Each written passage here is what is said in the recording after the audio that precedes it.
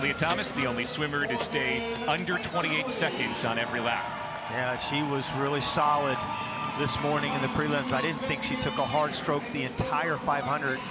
Lia is a woman, trans women are women, and she deserves to compete among other women.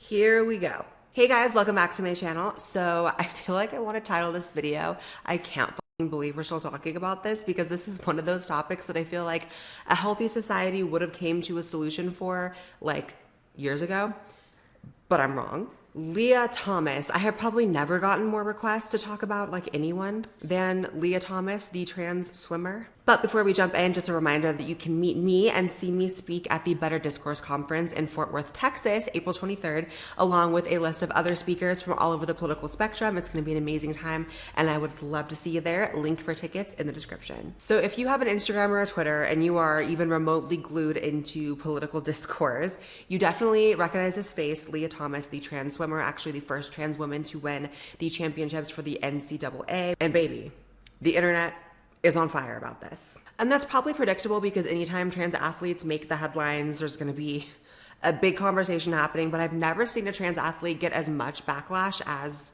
Lia Thomas. And I just have to say, we are living in a South Park episode. This case is so clear cut, it's so black and white, to the point where Lia ranks number 462. 462. Why do they even count that far back when you're ranking in a sport? I don't get it. 462 in a male competition, and then number 1 in a female. That it's just comical. It's a mess. Lia, you know you tried it. Tyra Banks, Tyrannosaurus Rex. The thing that really set Twitter off is the pictures of the finalists, which a picture speaks 1,000 words. I mean, it's so ridiculous that if someone were to come out and say that Lia was some sort of plant and the goal was to make trans women in women's sports look ridiculous and to prove a point, I would believe it, because this is like a cartoon. I literally have an easier time believing that this is some sort of plant in a long con to discredit the trans movement than I do that the NCAA just let this go and saw no problem up until the point where Lia snatched the title. So the policy for trans athletes by the NCAA, transgender student athletes will need to document sport-specific testosterone levels beginning 4 weeks before their sports championship selections. Starting with the 2022 to 2023 academic year, transgender student athletes will need documented levels at the beginning of their season and a second documentation 6 months after the first. They will also need documented testosterone levels 4 weeks before championship selections. And the gag of it all is that Lia was only on hormones despite going through the entirety of male puberty and then transitioning in her 20s, only on testosterone blockers for 1 year. In the summer of 2020, after I had completed my 1 year of testosterone suppression under HRT, they approved everything and I was clear to compete on the women's team.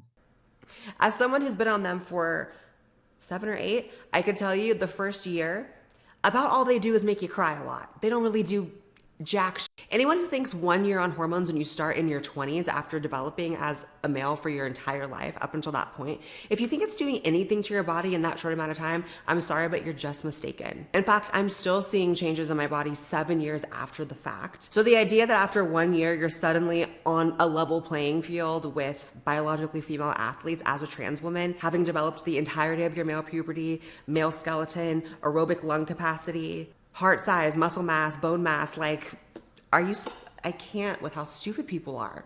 I've actually long since accepted that when it comes to the topic of hormones, 99% of people are complete idiots when it comes to this topic. They have no idea what hormones do and don't do. They think it's like a light switch, like, oh, you took estrogen, you're a woman now. Like, that's not how it works. People also seem to think that testosterone and estrogen levels are the whole sum of what a man and woman is, that it's like, if the levels are the same, then that's just everything else is the same.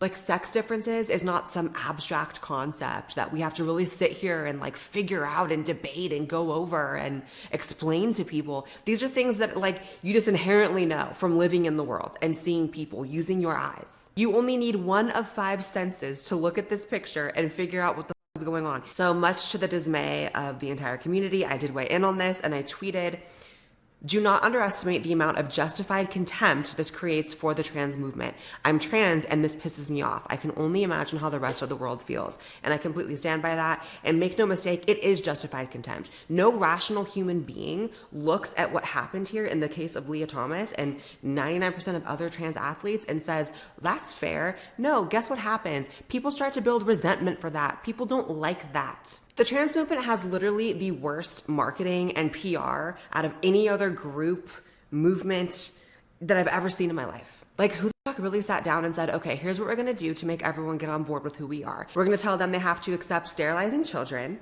they have to be okay with ruining women's sports, and if they don't wanna fuck us, they're transphobic. Sounds like a great plan. Like, the most frustrating part of it for me is that all of these things that the community defends tooth and nail because I guess they feel like they have to, they have all to do with actually supporting trans people and being accepting of trans people and allowing people to make decisions with their bodies. They have nothing to do with it. To act like you can't support trans people but also see an issue with like the Lia Thomas thing with 12-year-olds getting double mastectomies, if you think those things are mutually exclusive, you're a fool. Fellow trans people, it is not necessary to defend these things. In fact, it is counterintuitive to the extreme. Nothing is taken from me as a trans person by saying, yeah, the Lia Thomas thing is messed up. And it's not that hard to say. But yet and still, so many people in the community and activists that speak on our behalf are so insistent on dying on every single little hill that pops up. I guess it just blows my mind that the community is incapable of understanding the concept of optics. I want to bring in now Griffin Maxwell Brooks. They're a member of the Princeton diving team who identifies as non-binary. Griffin, thank you for joining us. An asterisk, swim in her own lane. What do you make of that? I think it's all nonsense, if I'm being honest. I don't think there's any need to exclude people further. I think that the demonstrations surrounding Lia Thomas have been already abhorrent and incredibly harmful to the status of transgender people as a whole. And I also think that it's not practical to create like an open category or just to further identify trans women as different or other in these situations. Lia is a woman, trans women are women, and she deserves to compete among other women. I like how they never offer a tangible argument, like at all. It's always just reverting back to the talking points, trans women are women, end of story, don't ask me any more questions. And it's kind of like, what a great help you are, my friend. And what exactly is the issue with being different? Because it seems to me that the whole argument is that trans people, trans women don't want to accept they are different from women. And what I've never been able to get a straight answer from these people about is, why is being different than women bad? Like, why is that inherently a negative thing? Why am I supposed to feel less of myself because I am different than biological women? Why? What value judgments are you placing on yourselves and trying to place on me by insisting that me saying that I'm different is somehow a bad thing? Because in my world, being different actually makes you more beautiful, more intriguing, a cooler person in general. Who the wants to be an NPC, wants to be just like everyone else? It's the exact same thing as people who say, we have to destigmatize mental illnesses. And then if you even hint that gender dysphoria, a neurological condition that actually affects your mood, affects your quality of life, and exists in your brain, maybe it's something to do with being a mental disorder, then it's suddenly, we can't call it that. Why? Is it because you think there's inherently a negative problem with having a mental disorder? Because I don't judge autism, I don't judge depression. By the way, there's a shockingly low amount of female athletes that actually speak out against this, and I have to kind of check myself and remember that not everyone's outspoken like I am, not everyone wants to be talking about this shit, but I feel like it really is time for female athletes to just start speaking up and talking about this and being like, hey, this isn't fair. Because if you guys aren't gonna defend yourselves, it's really hard to defend you. Not that I won't, but you're making it harder. And you know, I see some people saying that Lia technically didn't do anything wrong because Lia's playing within the rules. And this is true, this is absolutely a fact. It's not Lia's fault that the rules are so loose that she's allowed to compete, however. I call BS. I think Lia's a bad person. I think there's something to be said about honor, sportsmanship, integrity, and wanting to represent your community in a positive way, because at the end of the day, Lia hurt the women in the competition. Lia hurt the credibility of her own community. Let's just say a children's wrestling league forgot to explicitly write in their rules that adults could not compete. And then suddenly some 200-pound man came and started wrestling kids and jacking up all these kids. Would you think it's wrong? Or would you say, oh, well, you know what? There wasn't a rule against it, so everything's fine. No, you wouldn't. Very good example of this. I'm in the gym all the time, right? There's no rules written by my gym that I go to that pre-op trans women cannot go into the women's showers and changing rooms and be exposed among biological women. There's no rule. I could do it if I wanted to. But but I would never in a million years do it. First and foremost, because I would be mortified for myself. That's humiliating for me. But I can't think of anything than going into a space, being so selfish and narcissistic that you completely throw out the concept of making other people feel uncomfortable in that way specifically and just do it. That would make me a shit person. Oh, but great segue. Lia Thomas apparently doesn't care. It's been alleged that Lia goes fully exposed in the locker rooms at her university without a care in the world.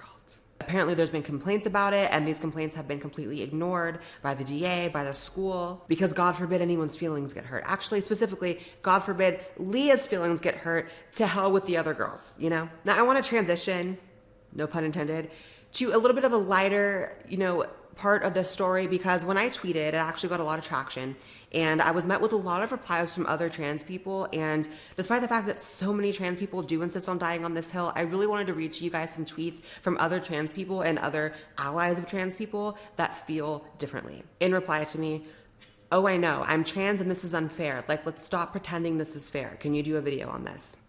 I am now, and you're in it. "My trans partner expressed the same feelings yesterday. It can be hard enough gaining acceptance, though most people we meet are cool, but situations like this push well beyond what is reasonable or logical and unfortunately create far more of a negative backlash. 100%. And it's this self-fulfilling prophecy, because you have all these trans activists crying about how there's so much hatred against them. They do things to ignite those flames, and I, even who has lived my life with almost virtually no transphobia in my life ever, even I feel the tension when I'm around people these days, when these topics come up and they're scared of what I'm going to say, even as someone who's very outspokenly against a lot of these things. I feel it, I see it, I hate it, it's disgusting. I'm trans and I support trans people in sports to an extent. You have to be a situationalist here, and this is simply ridiculous. While there are many trans people without a significant advantage, she clearly is not one of them. The living justification of every argument against. As a trans myself, I'm with you 100%. I have a pet peeve when people say a trans. That's grammatically incorrect, but okay. I would agree. My grandson is trans, and so is his fiance, and both of them do not agree with this. Never hated trans people, been around them since I was a child. A trans couple in my cosmetology class were the only ones who weren't bitches. Hell, I'm an OG Blaire fan, but we as a society need to realize that biology is real. So I just wanted to not just be entirely negative in this and paint this picture, a false picture that all trans people are on board with this, because it's just not the case. And, especially in my comment sections, you're always bound to find trans people that do agree with me. So I'm very glad they're out there, and I do really appreciate that I'm not one of the only ones speaking out against this. There's already so many people that are going to be in a predisposition to say that this trans community is some clown shit. Let's just be honest. So why are you going to go turn it into some actual clown shit and give them what they want? What's the game plan here? Maybe I'm just not filled in on the game plan. Maybe, my community is playing some sort of long game that I'm not aware of, but it's not working so far. So maybe fill me in if there's some elaborate master plan and this is all just part of it, because as of now, I'm thinking that you guys are your own worst fucking enemies. I love you guys. Follow me on Twitter and Instagram, because I post on there way more than I do on here, so you have to follow those to keep up with me, and I'll see you in the next video. Bye, guys.